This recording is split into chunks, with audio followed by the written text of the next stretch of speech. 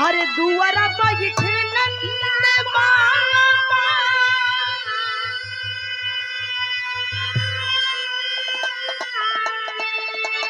यशोदा जी से पूछे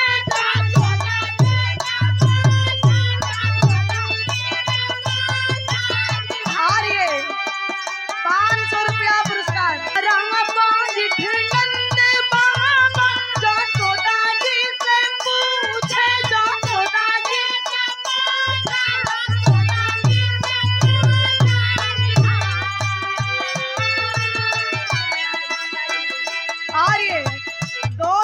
पुरस्कार आज जिनका जन्मदिन हो बाबू के माता जी की ओर से बहुत बहुत प्रणाम है।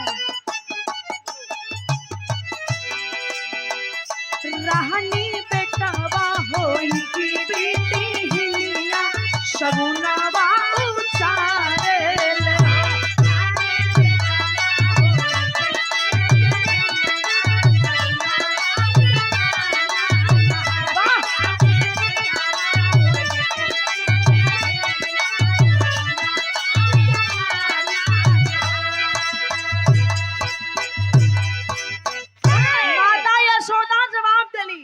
कि दाहिनी अलंग मोरा भर के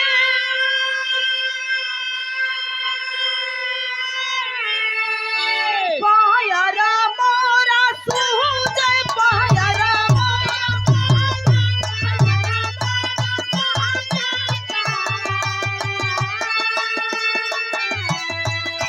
रह जा बेटा वह के आजम जगन्नाथ दुअरवा उठे तो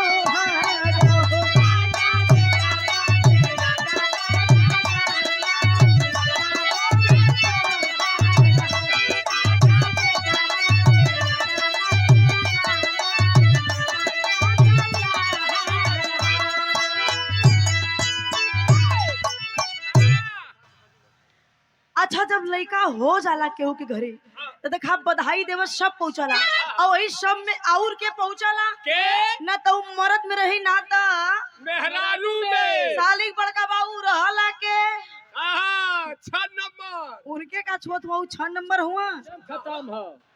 अच्छा 6 नंबर ना 12 नंबर है। आवा बधाई देवे पहुंचला ना तो मरद में रही ना तो मेहरारू में जेके छक्का कहल जाला।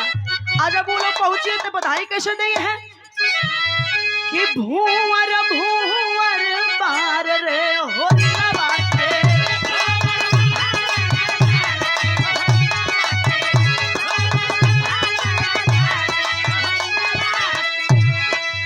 लड़का का मम्मी आईली लेकिन लड़का का पापा नहीं लौकलन।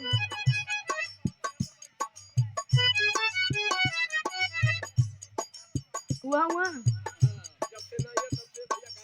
जय साहब और लड़का का मौसा भी नहीं लौकला फूफा केहू लौकल ना सबकर दर्शन चाहिए नाम के कर हम मास्टर। अच्छा वो लोग गावेली होरिला की मम्मी है महलों की रानी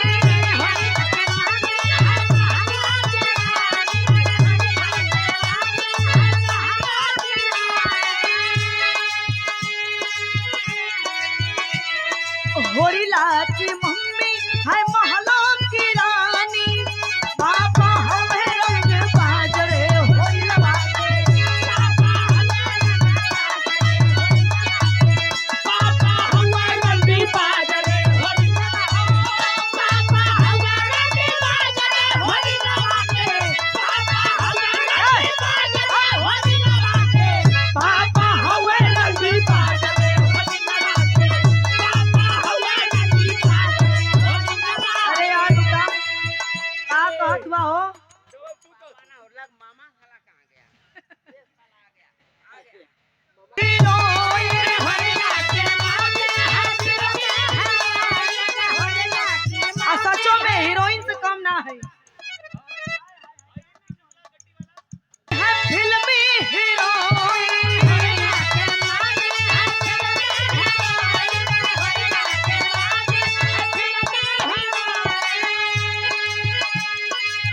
भैया की मामी है फिल्मी हीरोइन मम्मा हो है कट्टार रे होई लगा के